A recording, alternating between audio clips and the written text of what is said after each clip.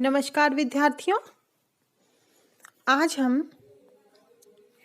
MA final के second paper साहित्य शास्त्र के अंतर्गत पाश्चात्य काव्य शास्त्र का अध्ययन करेंगे। भारतीय काव्य शास्त्र हमारा पूर्ण हो चुका है और पाश्चात्य काव्य शास्त्र के अंतर्गत हमारा जो सिद्धांत है वो है प्लेटो का अनुकरण सिद्धांत। प्लेटो के अनुकरण सिद्धांत को जानने से पहले, उसे समझने से पहले हमें प्लेटो के बारे में जानना बहुत आवश्यक है, क्योंकि किसी भी विचारक के अगर हम विचार जानना चाहते हैं, उसके सिद्धांतों को जानना चाहते हैं, समझना चाहते हैं, तो हमें उस विचारक को भी समझना होगा, उसकी विचारधारा को जानना होगा। प्लेटो का जन्म 427 ईसा पूर्व में यूनान के एथेंस नगर में हुआ था। जब इनका जन्म हुआ उस समय एथेंस का पतन काल था, विनाश चल रहा था। हर समय युद्ध का वातावरण, आध्यात्मिकता कहीं खो गई थी, उसके स्थान पर धोखाधड़ी चल रही थी और बहुत सारे लोग यानी जनसंख्या का एक बड़ा हिस्सा दास थे।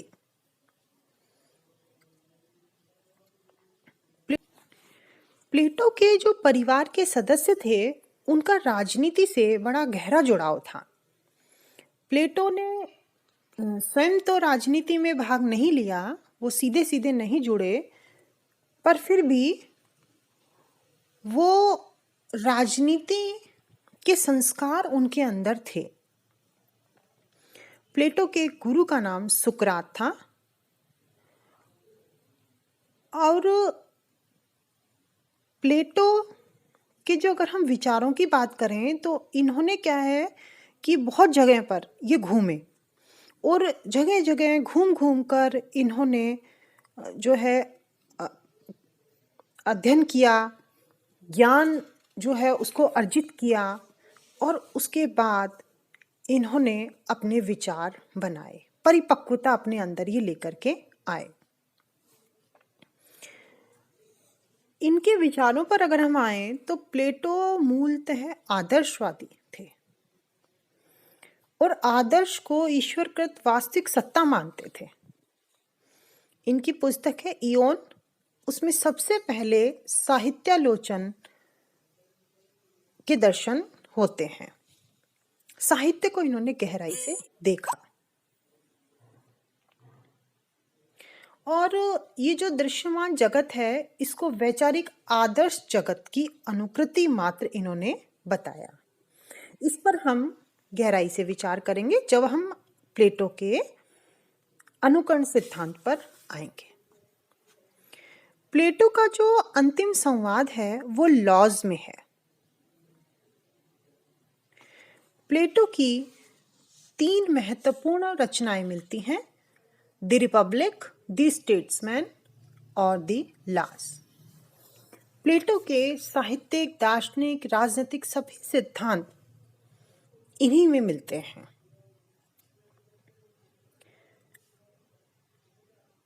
प्लेटो एक महान दार्शनिक हुए और अपनी मौलिक विचारों का उन्होंने प्रतिपादन किया। इनके शिष्य थे अरस्तु। प्लेटो के समय तक तो कवि को समाज में आदरणीय स्थान प्राप्त था। उसे मार्गदर्शक, संस्कृति को जानने वाला, उसका संरक्षण करने वाला, राज्य को सही राह दिखाने वाला, मनुष्य में संस्कार डालने वाला, ये सब कवि का ही काम था। लेकिन प्लेटो के समकालीन एक कवि हुआ होमर। होमर के प्रति प्लेटो आदर भाव तो रखते थे, परंतु वो उसके कवि कर्म को अच्छी दृष्टि से नहीं देखते थे, क्योंकि धीरे धीरे जो यूनानी साहित्य था उसमें अश्लीलता भी आती जा रही थी। और प्लेटो को साहित्य का कोई महत्व दिखाई ही नहीं दे रहा था। प्लेटो तो यहाँ तक कहते हैं कि एक गोबर से भरी हुई टोकरी भी सुंदर कही जा सकती है यदि वह अपना कोई उपयोग रखती हो, अन्यथा एक स्वर्ण जटित चमचमाती हुई ढाल भी असुंदर है यदि वह उपयोग की दृष्टि से महत्वहीन हो। सीधी सीधी बात यह थी कि प्लेटो उपयोगितावादी था। वह सौंदर्य को महत्व ना देकर के उपयोग को महत्व देता था। उसकी ये धारणा थी कि खाली आनंद और सौंदर्य की कोरी कोरी बातें करने से जीवन नहीं चलता है, जीवन चलता है उपयोगितावाद से। जो चीज हमारे उपयोगी है, जो हमारे काम आ रही है, वह महत्व की है, चाहे वह एक गोबर की टोकरी ही क्यों ना हो, और जो हमारे उपयोग में नहीं है वो महत्वहीन है, वो चाहे कितनी ही सुंदर क्यों ना हो। ये साहित्य के प्रति प्लेटो के विचार थे। प्लेटो के अनुकरण सिद्धांत पर हम आते हैं। प्लेटो कहता है कि सबसे पहले तो एक ईश्वर है, मूल आदर्श ईश्वर है, और उस ईश्वर की जो अनुकृति है वो ये दृश्यमान जगत है, ये संसार है। फिर इस संसार की ही जो अनुकृति है वो कविता है। तो प्लेटो ये कहता है कि ये जो कविता है ये सत्य से दुगनी दूर हो गई। पहले ईश्वर, फिर जगत, फिर कविता। तो जो ईश्वर क्या है? सत्य है। उस सत्य से दुगनी दूर ये कविता है, इसीलिए यह अनुपयोगी है, इसका कोई उपयोग नहीं है। कविता इस दृश्यमान जगत का ही अनुकरण करती है,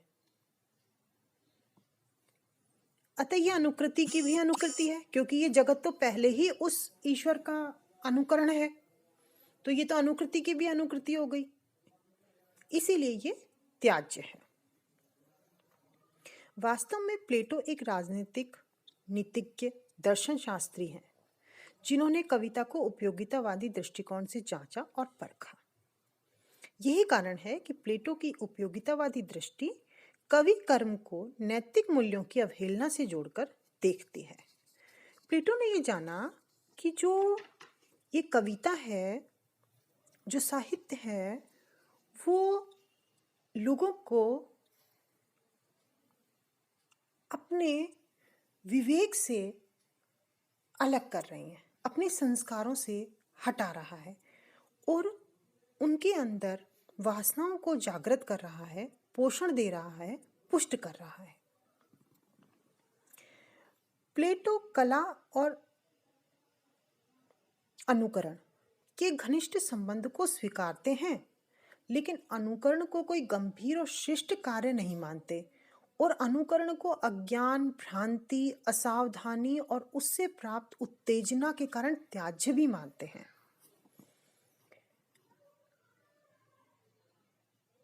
जिसे प्लेटो अनुकरण कह रहे हैं वह अनुकरण क्या है? यथार्थ वस्तुपरक प्रत्यंकन, या फिर हूबहू यथार्थ कहते हैं।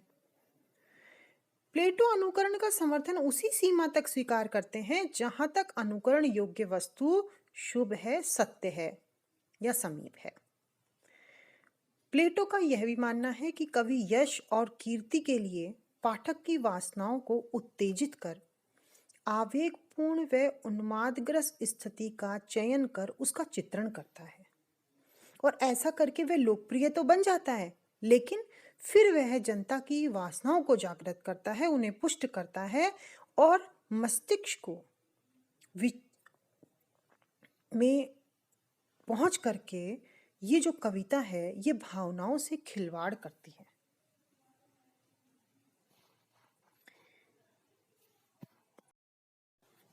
और इसीलिए प्लेटो कविता पर इस पवित्र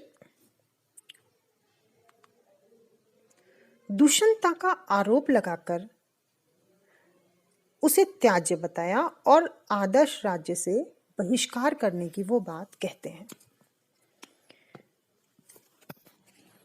प्लेटो तो कवि या जो चित्रकार है उसको बिल्कुल अज्ञानी और अमौलिक मानता है। वो कहता है कि कवि और चित्रकार का महत्व तो एक मोची या बढ़ई से भी कम है, क्योंकि मोची या जो भी अपने द्वारा वस्तुओं का निर्माण करता है वो लोगों के काम तो आती है कम से कम, और कवि और चित्रकार जो है वो तो किसी भी काम के नहीं हैं, और फिर भी लोग उनको जो है वास्तविक समझ लेते हैं, जबकि उनके द्वारा जो कृत्य किया जा रहा है वो तो कल्पना है और कल्पना से जीवन नहीं चलता है। इस प्रकार कवि खुद भी अज्ञानी है और वह इस अज्ञान का प्रसार पूरे राज्य में करता है और लोगों को भी भटकाता है और उन्हें अज्ञान बांटता है। वह कवियों से पूछते भी हैं कि मुझे कवि ये बताएं कि कविता की समाज में जरूरत क्या है, क्योंकि कविता कुछ कर नहीं सकती। इसलिए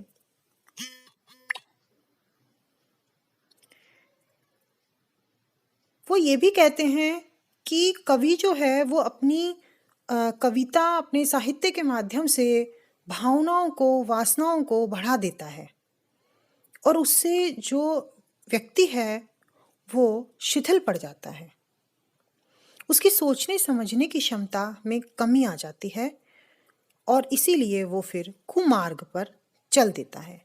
और अगर हम राज्य में संस्कार बनाए रखना चाहते हैं, व्यवस्था बनाए रखना चाहते हैं, तो हमें कवियों को अपने राज्य से बाहर निकाल देना चाहिए।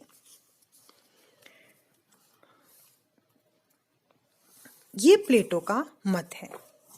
अगर हम प्लेटो के मत की समीक्षा करें तो हम पाएंगे कि प्लेटो एक आदर्शवादी विचारधारा से जुड़े हुए थे और उपयोगितावादी थे, इसीलिए उन्होंने कविता का बहिष्कार किया।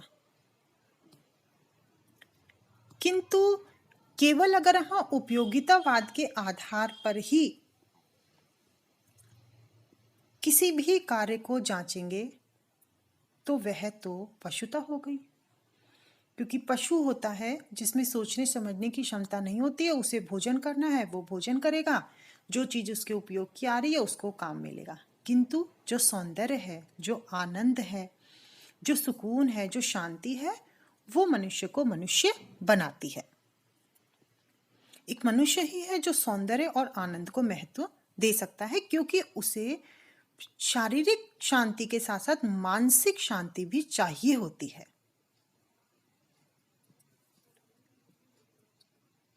अतः प्लेटो का जो ये मत है इससे पूर्णतः सहमत नहीं हुआ जा सकता। कविता मनोरंजन भी करती है, लेकिन उसके साथ वो समाज में संस्कार भी डालती है। साहित्य का महत्व इस समाज में शुरू से रहा है और अंत तक चलता ही रहेगा।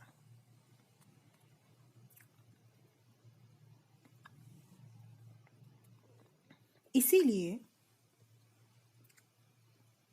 प्लेटो के नजरिए से अगर हम देखें तो उनके अनुकरण सिद्धांत के पीछे उनका राजनीतिज्ञ जो मस्तिष्क है वो चल रहा है। पर कविता या समाज केवल राजनीति पे नहीं चलता है।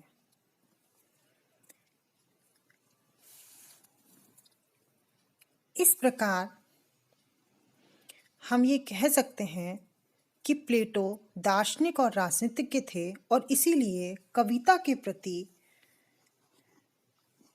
उनके मन में सकारात्मक भावनाएं नहीं आ सकी। किंतु उनके जो शिष्य हुए अरस्तु, उन्होंने इस अनुकरण सिद्धांत का खंडन किया और कविता को, साहित्य को सर्वोच्च स्थान दिलवाया। प्लेटो के अनुकरण सिद्धांत को आज हमने जाना। अब हम अरस्तु के अनुकरण सिद्धांत को अपनी अगली कक्षा में पढ़ेंगे। तब तक के लिए धन्यवाद।